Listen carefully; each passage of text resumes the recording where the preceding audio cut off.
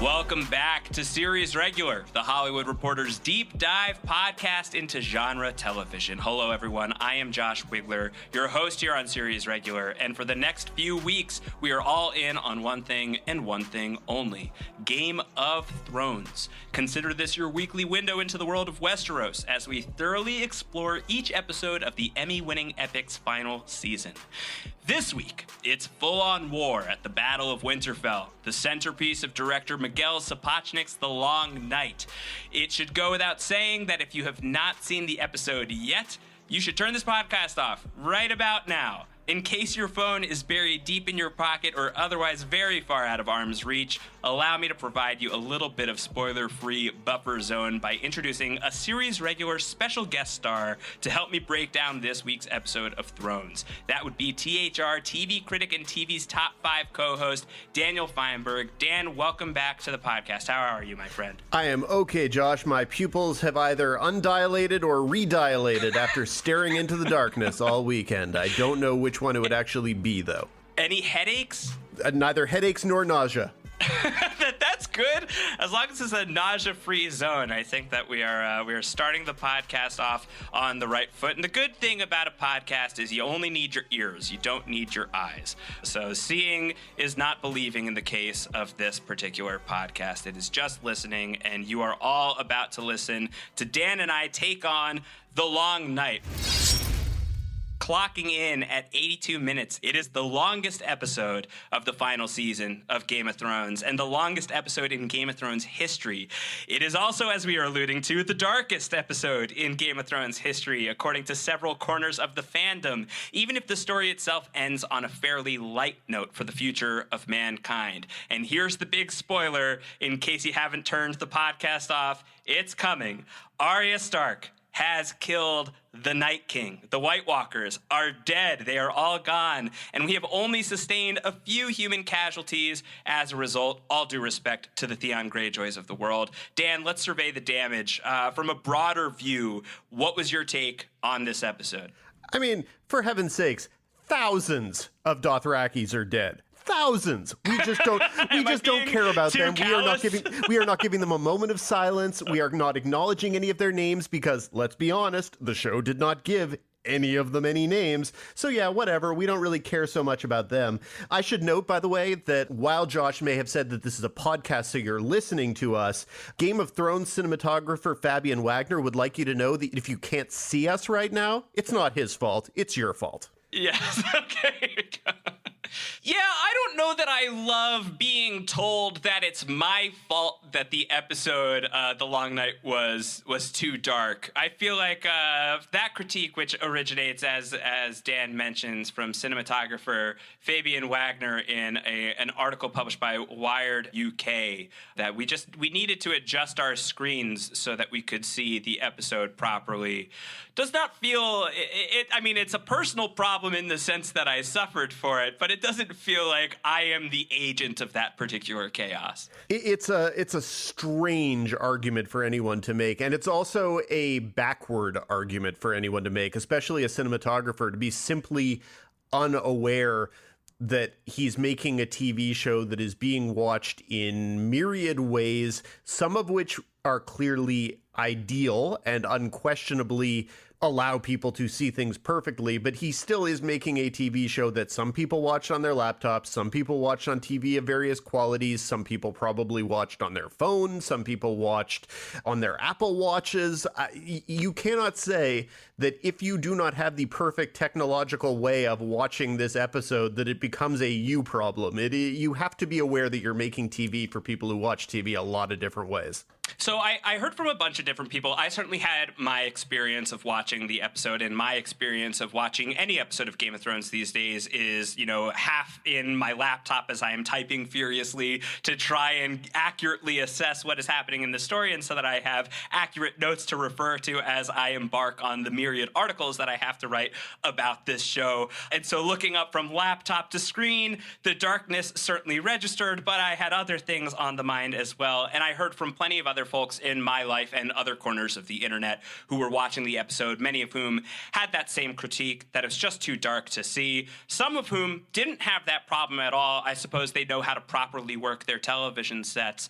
What was your experience like watching the episode, and how much of an impact did that have on your enjoyment of it? Is it a separate problem? I mean, it's certainly either way, it's a separate issue from whatever is transpiring on a story level, but did it impact any enjoyment of the story that you were able to have?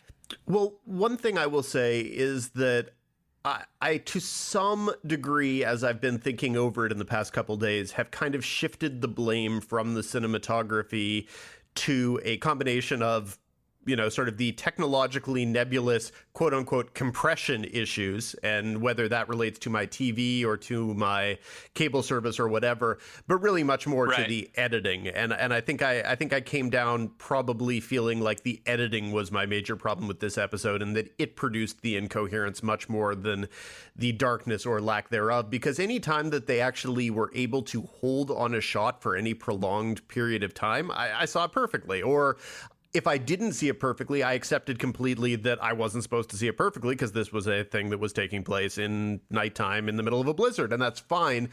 But the question that I kept coming back to is, on one hand, I can completely acknowledge that it's a goal to attempt to simulate the fog of war and to attempt to simulate chaos and to make that your perspective. But sometimes intention is not always the best thing for a show to do. And there were definitely times I felt that it was not the best thing they could have done in this episode. And then other times I thought, ooh, that's a really, really gorgeous image. And I'm very impressed they were able to do that. So I went both ways. I mean, there were a lot of those. I've seen a lot of like color corrected or lighting adjusted images of, for example, the dragons above the clouds, and you see them contrasted against the moonlight, and that's it's spectacular stuff. And these are the kind of images that you've been waiting, or at least I feel like I've been waiting to see on Game of Thrones from the very beginning. Another great one is when the fog of snow is coming in from the forest as the White Walkers are coming out, and the only illumination that you are getting is the dragon fire. There's just some of these images that I felt were really fantastic and really do live up to, at least from the book's title, really did live up to that sort of epic Song of Ice and Fire billing. I hear what you're saying on some of the editing choices, and I think that just kind of overall, the mandate that seems to have been in place was to engulf you as the soldiers were engulfed in that fog of war feel, and to have that same level of confusion that everybody else on the battlefield is seeming to have. So even like before we're getting into kind of the story beats, which we'll certainly get into in a much deeper way very soon here, I feel like maybe that choice and that choice to kind of put you so firmly in the headspace of what it would have been like to be there on that night and just filled with chaos, unable to see the dead coming right at you. And that combined with kind of the hype levels surrounding this episode, that this was going to be a battle that put the Battle of Helm's Deep from Lord of the Rings, Two Towers to shame, that this was going to be the most incredible thing ever committed to film as far as an epic fantasy fight scene. Probably, that's a high bar to clear, Dan. I don't know if it's clearable. I don't know if it's clearable, but I do not want to take anything away from the scale on which this episode was working. And so whatever my complaints about it are, there's no question that this was the sort of ambitious piece of epic television that is probably basically without precedent on the small screen. So whatever problems I have with a lot of the human beats, the story beats, whether or not any of the big deaths or whatever hit home, I don't want to take anything away from the fact that this was obviously a really impressive thing that they were able to do that really does raise the bar on what television can do in the epic space. And so you have something like Amazon's hypothetical someday J.R.R. Tolkien show, whatever that's going to be, whenever that's going to be. And definitely this is something that raises the bar impressively for that show when it comes, and anything else subsequently. All right, well, let's talk about the story of what went down in the Long Night. So from a story perspective, the biggest headline of the night is that Arya Stark is the one who gets to kill the Night King. The White Walkers are no more.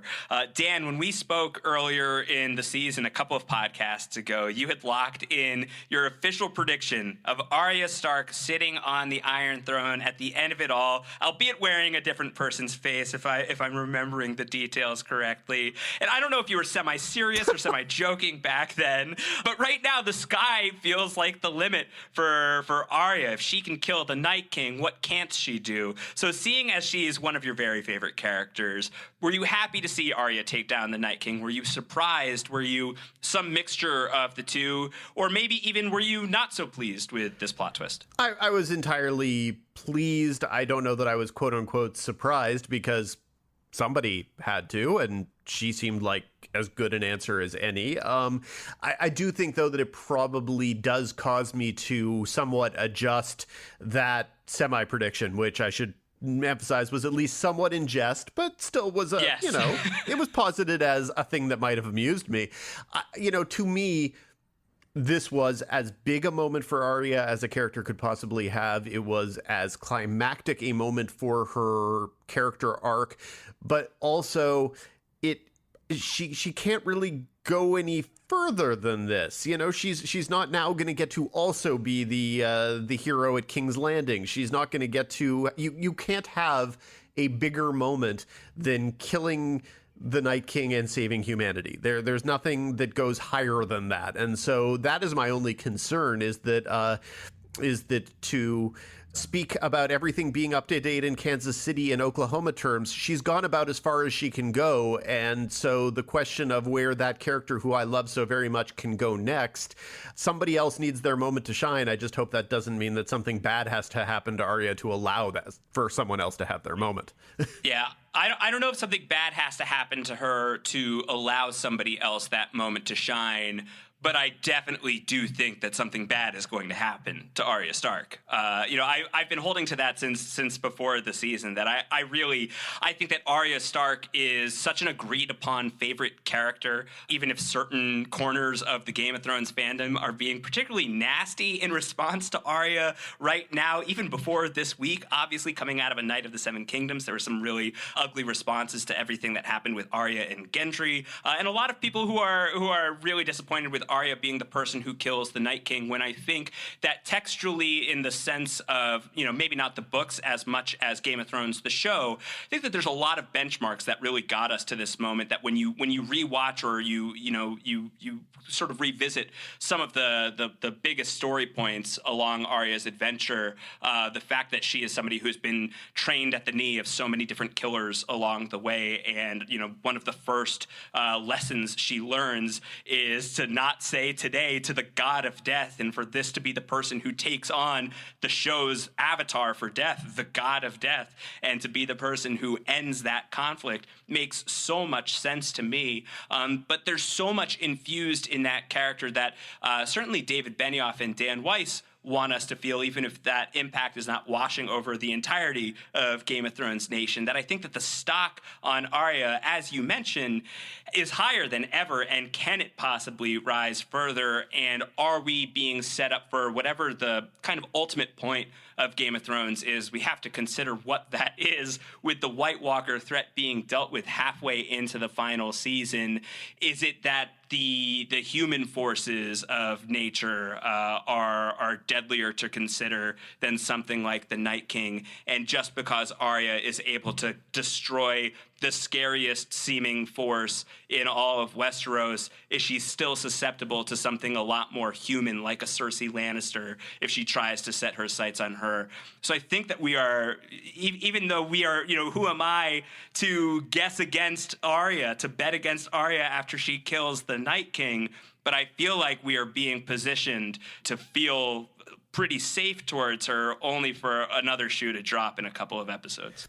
I would be very sad about that. Now, my question for you, because you sort of pay more attention to this, did you, in the aftermath of this episode, see anybody actually making the dreaded Mary Sue accusation against her, or did you only see Twitter rising up against people hypothetically having said such a thing, because by the time I logged onto Twitter on Monday, Twitter was all, what kind of idiot would call Arya Mary Sue?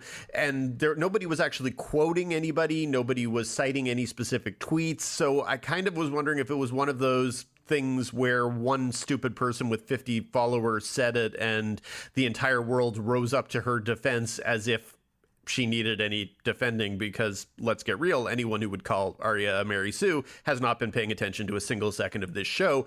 But on the other hand, I didn't see anyone say anything like that even close to in earnest. Did you? I saw enough people talking about how this is Jon Snow's fight and how can they take this away from Jon Snow. And enough people saying, you know, a lot of the complaints of Arya is literally coming out of nowhere to take this win, when within this very episode, they dedicate 8 minutes, something close to 10 minutes, to having Arya display all of the stealth skills that she learned at the knee of the House of Black and White as she is, you know, very quietly, stealthily moving through Winterfell to avoid detection, let alone her entire story arc. So I think enough of those kinds of complaints but I think only from people who, in my view, don't understand Game of Thrones the way that it ought to be understood, or don't understand the Arya arc the way that it ought to be understood.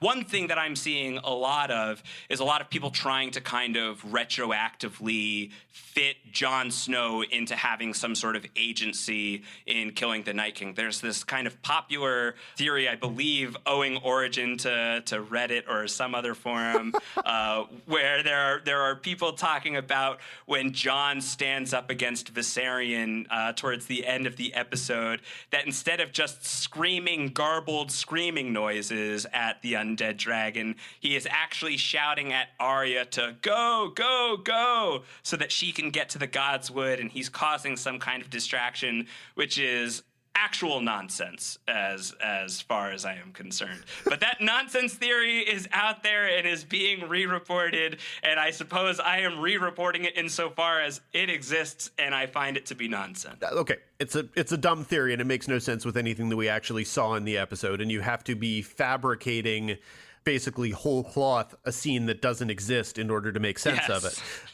Granted, though, the way I understand the desire to do that is that otherwise you have to accept that for all of our heroes who have varying degrees of military skill and acumen and training, they had no strategy whatsoever for anything that happened in the entire episode. And every bit of strategy that they had set up in the first 2 episodes of the season was dumb. And so if you give Jon Snow the agency that he actually was doing something of value in that moment, it suggests that maybe somebody had a plan at some point, as opposed to Arya simply freelancing and taking on the Night King by herself and saving the day on her own. So I understand why someone would want desperately to read strategy onto a strategyless behavior, because otherwise there was no strategy, and it makes every person in Winterfell look dumb as hell because of how little strategy they had. And that was one of my actual problems with the episode, and I believe many people's problems. What about, let alone who killed the Night King? Let's just take the fact that the Night King is dead and the White Walkers are dead. And, one of the very first things that we ever see in Game of Thrones is the White Walkers. The first sequence of Game of Thrones involves the White Walkers, and they are gone. What are your thoughts on the fact that that is now resolved? We are through White Walker territory at this point, and it happens midway through the season. Like, what are your feelings on where that leaves us here as we look down the barrel for the rest of Game of Thrones? I guess my thought is, in the same way that The Walking Dead has always been a show in which the zombies were a threat, but the darker threat was the threat inside the human soul. I think it wants to make clear that if you thought that the entire series was about a showdown between humans and zombies, you got that wrong, because the entire series was a showdown between humans and humans. which is totally fair, except that one set of humans still has multiple dragons. And I continue to say, and will continue to say, dragons are cheating. So that has been my problem with the show for a long time, that dragons are cheating. And so that's where I stand on it, is that it was never really supposed to be the humans against the zombies. That wasn't, even if that's where the show started. The zombies were an ephemeral threat, a symbolic threat, whatever it is. And the real threat, as always, is us. And so we had to move on. I don't know if necessarily this was as messy as it probably could have been. I think ultimately this was probably too clean a defeat of zombie kind, except for if you happen to be one of the people whose job it's going to be to clean up Winterfell the day after this battle, because there's going to be a lot of blood and guck and bodies. It looks like they're just going straight to the funeral pyre approach based on the photos for episode 4. So it's gonna be a lot of ash, a lot of ash at Winterfell. I think we can look forward to on Sunday night. But we've got 3 episodes left here in the final season without a single White Walker to worry about, presumably, unless there's like Cliff the White Walker was hanging back at HQ and he's going to have to avenge all of his friends. I don't think that is something that is going to happen. But what do you imagine we're going to get into with the back half of the final season? And what does it say to you about what the overall point of Game of Thrones is, that this is dealt with? Is it really as simple as we now have to look inward and the problem was us all along? Because that's not simple. So I think that if, again, dragons are cheating, and so the show's supernatural elements are interesting and fun and cool and all that, but the show is still designed to be allegorical, and whether it's the War of the Roses or whatever you want it to be, whatever it relates to, if it's going to relate to human behavior, it has to come down to humans, because the White Walkers, other than if you buy into the entire 100% this is a show about global warming thing, which I don't know that really is a interesting or entertaining way to view the show. Like, whether you want to view it as one of a myriad of things the show is about, that's fine. I don't think the show should not be bottom lined as it's a show about climate change. That's not an illuminating piece of information. And even if it is, winter is not the bad guy. The bad guy is what we did to cause climate change, or basically human behavior. So I'm perfectly comfortable with that being what this comes down to, and it comes down to people's hunger for power, their appetite for power, whatever, as opposed to a battle against an anonymous adversary where their particular goal was verging on irrelevant because most of them had no agency anyway. And that to me was what was another of the problems with this episode, is that once the motivation of the adversary is just to overrun you, and that's their only motivation, and none of them have individual personalities or individual motivations or goals or whatever, it makes them less interesting. And so we kind of made the Night King into this huge badass, and we're like, okay, he's the guy we can recognize, so he's the one who's cool.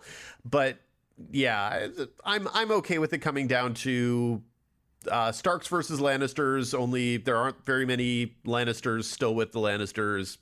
I'm okay with that. How does this feel like we're coming down to the last 3 episodes of the show that you recognize?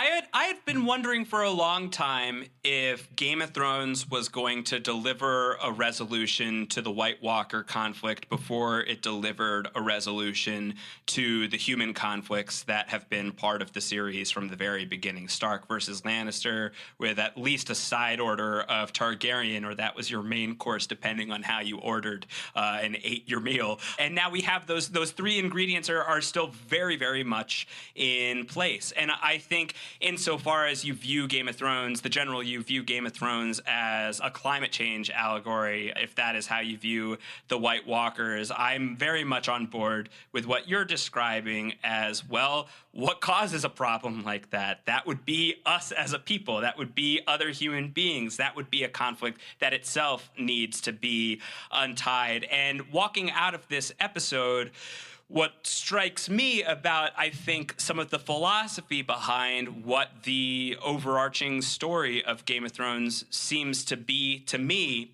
depending on where it comes in for the landing, is George R.R. Martin has often described A Song of Ice and Fire, his book series, as ending on a bittersweet note. And I think that the two mediums are going to be very different from one another should Martin finish the books. Fingers very much crossed.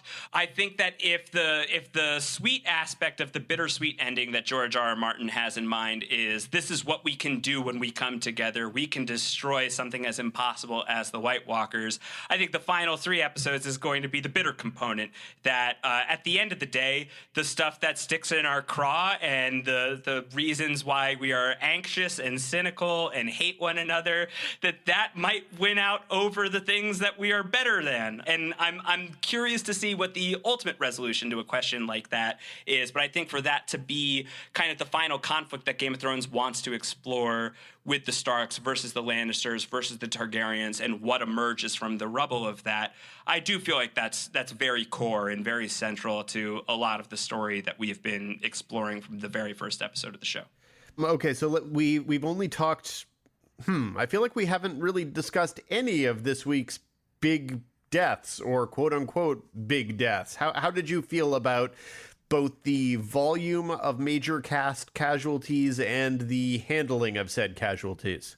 Well, I think that the big surprise of the episode is that we win, right? The big shock of the long night, everybody heading into this episode expects that this is going to be the one where we suffer enormous casualties. This is where you lose your Podrick Paynes, your Grey Worms. You could go as high as a Brienne of Tarth could go here. Maybe if you're feeling risky, you're betting on Jaime Lannister's life in this episode. And it's not like we didn't lose, relatively big names. Theon Greyjoy is a character who had a very full arc, and I really enjoyed what they did with him in this episode. Beric Dondarrion, who was, the most inevitable person to die in the series, probably, given how many times he had died before. He is finally gone. We lose Ser Jorah here. We lose Melisandre in this episode. Tragically, we lose Lyanna Mormont. We very obviously lose someone like Dolorous Edd. But that's essentially it. The Dothraki, again, I don't mean to be callous towards the Dothraki, but it's not maybe the impact crater that a lot of people expected coming into this episode. That being said, we lost all of the White Walkers. We lost the Night King. That is a massive character to lose in this episode. So as far as my bloodlust is concerned, Dan, I think that I was appropriately met by this episode. How about yourself? Just of the deaths, the only one that actually hit me on any level was Lyanna Mormont. That was the one that hurt, both because of her youth and her infinite potential, but also, it was a tough one to watch. And then even that, it kind of felt like they undermined that one by basically making Arya and the Night King into a restaging of that, choking little girl, whoop, didn't pay attention to the hand with the knife, dead. That, which is just not very creative choreography or scene setting. But really the only one of the deaths that hit home for me in any way was Lyanna. I thought that the Jorah stuff was the degree to which Daenerys was miserable about Jorah's death was so far out of proportion to the amount that I cared that it became a little irksome that the music kept swelling her and that she kept sobbing.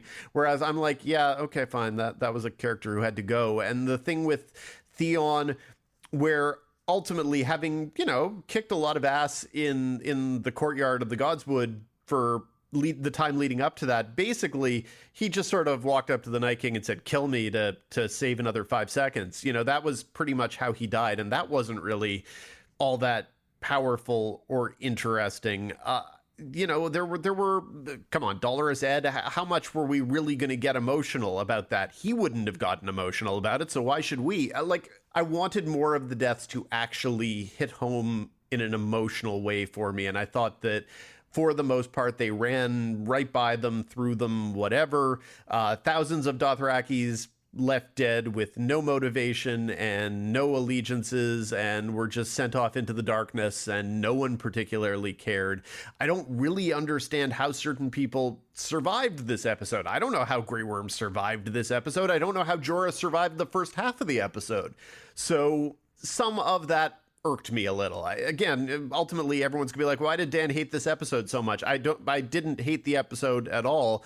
Just when we're talking about it, the things that I want to nitpick tend to come to the surface versus the, ooh, pretty shot moments, which I had dozens of. I just, if we're talking, I'm going to nitpick. It's how I work. Yeah.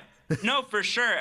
I'll disagree with you on Theon, especially. I think that that's a really fulfilling end to his journey. For this being the guy who is as a child captured by the Starks, that is going to leave him with some deep psychic trauma for his childhood into his early adulthood. He's an arrogant jerk to so many of the people that are around him. He gets to go back home as a young man, fancying himself the right-hand man to a king, and he is met with a lot of resistance by his father when he sees him for the first time in forever. He tries to do something really dramatic in order to win back his father's trust. It fails spectacularly. It makes him feel as weak as humanly possible. He does some truly dreadful, terrible things in the service of trying to impress somebody that he hasn't any true, real reason that he should be trying to impress. It leads him to years of being imprisoned by the worst imprisoner that you can possibly imagine in the Boltons, in Ramsay Bolton especially. That arc speaks for itself, all of the horrible torture that we saw there. Even after he escapes, he is still feeling the physical and mental effects and emotional effects of that time in imprisonment, and has that whole scene where he's jumping ship in season 7. He can't face a new monster, and here he is after all of that, after that big pep talk from Jon Snow at the end of season 7. He's rising up against those instincts. He's giving himself a second shot.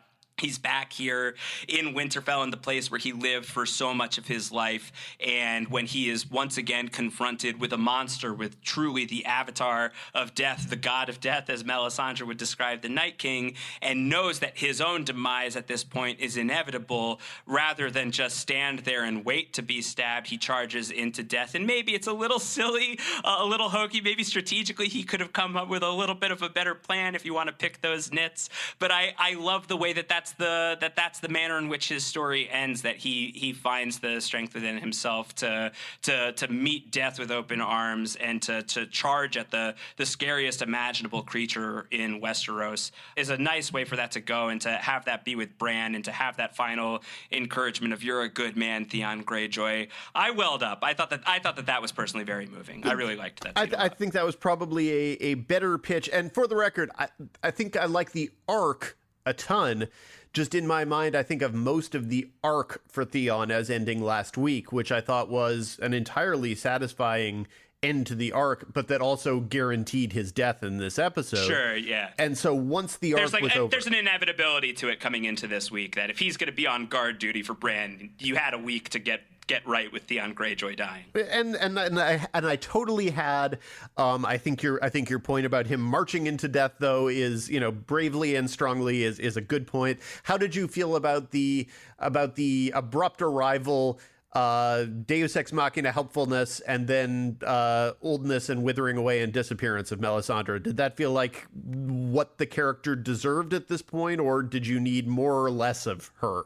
No, I loved the episode's use of Melisandre. I felt like it was a very appropriate end to that character. She is somebody who we don't know where she's been for quite some time. The last time we saw her, I believe, was episode 3 of season 7, if I'm getting that right, where she is at Dragonstone, and she says she's going to sail off to Volantis, and she'll be back in Westeros eventually, and she will die there. And the last, couple of times that we had seen her in season 7, there's a little bit of a shakiness to her confidence. In season 6, the final note that we leave her on is she's basically being chased out of Winterfell. Don't come back here. And now she returns, and she's here for, this is what it was all for. Every terrible mistake that she had made along the way, if they don't win on this evening, then all of that really was for nothing. And so there's a confidence in the way that I felt like Carice Van Houten played the character of, this is it. This is, what hundreds of years of of destiny have been building toward for this character,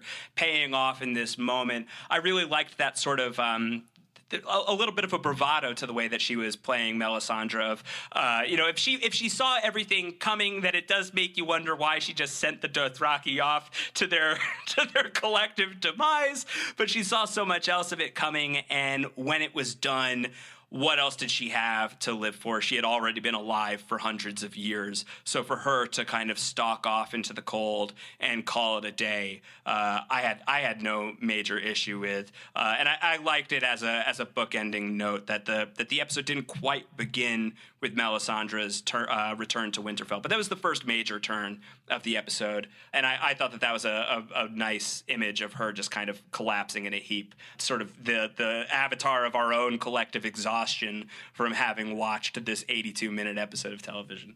Hey, I just went and watched Barry, which was fantastic. So I still need to watch it. Yeah, I'm behind on this week's Barry. No spoilers, please. Oh, it is such a spectacular episode, and in its efficiency, to me, it put Game of Thrones to shame. But everyone has different desires and expectations, and I think probably more people very clearly are in the Game of Thrones fulfills my needs camp than Barry fulfills my needs. It just happens that Barry is more the show that fulfills my needs, I guess. Yeah. If only Barry the Bold had been at the Battle of Winterfell, perhaps it would have been a totally different outcome altogether. Before we close out really quickly, Dan, I wanted to ask you where we think Game of Thrones goes next. I think we've already covered that. Do you have any feelings strongly one way or the other toward Iron Throne resolution? We're halfway into the final season of Game of Thrones at this point. Has the series expressed to you in any way where its head is at when it comes to the final notes it wants to leave us on in the nature of power, on the nature of the Iron Throne in Westeros? Anything new that you're thinking about in that regard based on where we were at the start of the season? I just think it feels more and more clear to me as we go that the solution is not going to involve somebody sitting on a throne in the last frame of the series. I think right. I feel more and more convinced of that. And so anything beyond that, I'm not sure of. I don't know if that means nobody in power at all. I don't know if that means that the entire government of Westeros is upended and changed into more of a representative democracy. I don't have an answer to that, but I think more and more and more I've become convinced that anybody expecting the solution of this series to resolve with anybody sitting on the Iron Throne as a sign of somebody won this, I think that's the wrong approach to the entire thing. And that is how I'm looking at it, is that if we end up with somebody sitting on the throne smirking in the last shot of Game of Thrones, I'm not going to feel in all likelihood like that was the right ending to the series I watched. What is the likeliness of that for you? Do you think right now, based on what we've seen through 3 episodes, that that's a particularly likely outcome, that we will end with some sort of self-satisfied person being on the Iron Throne, and there is some sort of slow pushback from that moment where we're supposed to be left with that as kind of this final, I don't know, either happy moment or sinister moment, but either way, the final lingering image? There's no way it's going to be a happy moment. I don't think anyone involved in the show is naive enough to end with somebody sitting on the Iron Throne that we're supposed to think is good. I really don't think there's any chance of that. I can totally imagine somebody who clearly is manifestly wrong sitting on the Iron Throne, and that being the way things go, or much more likely somebody who isn't really prepared. Like if Jon Snow ends up on the Iron Throne, I think Jon Snow is a ridiculous person to end up in charge of a country, and it would be a little bit like yeah. And I think it would be a little bit like the ending of the Robert Redford movie The Candidate, where he turns to the camera and says, "What do we do now?" I like that, I guess I can see as being an answer. I just don't think it's going to be a simple happy ending, someone on the throne ending. You? No, I tend to agree with you. The more and more I think about it, the less I feel like my preseason prediction of Daenerys ruling happily on the Iron Throne. I don't think that we're anywhere remotely in the realm of that happening right now. And I do tend to think that it's fairly likely that the Iron Throne itself is just melted down and liquidated for parts, and is not even in consideration anymore. Although that being said, I feel like we have such a high point of a victory at this point in the season that if there was ever a likeliness to Cersei Lannister just keeping the thing and everybody trying to go up against Cersei and then failing, it feels like a likelier outcome to me now than ever that we could see some sort of nihilistic ending like that, which I would be very bummed out about. But I just don't think that it's impossible that we could end on such a note. Well, we've got 3 more weeks to find out.